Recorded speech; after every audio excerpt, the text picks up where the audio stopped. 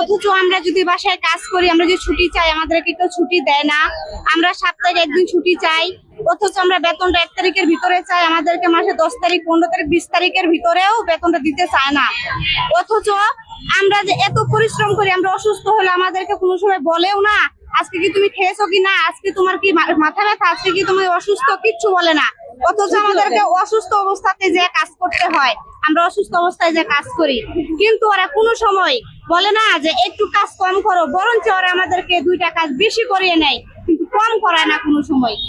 আমরা সরকারের কাছে এটুকুই বলতে চাই যে আমাদের একটা নীতিমালা হোক, আমরা জানি একটু সচলভাবে কাজ করতে পারি, আমরা জানি একটা দাবি আদায় করতে পারি, জানে আমরা ভালোভাবে কাজ করতে পারি, ভালোভাবে চলতে পারি। আমরা একটা আইন চাই, জানে আমরা শ্রমিক হিসাবে সম্মান পাই। আমাদেরকে কাজের বুয়া ছাড়া কিছু বলে না, আমাদেরকে আপা বলেও ডাকে না, আমাদেরকে নাম ধরেও বলে না, আমাদেরকে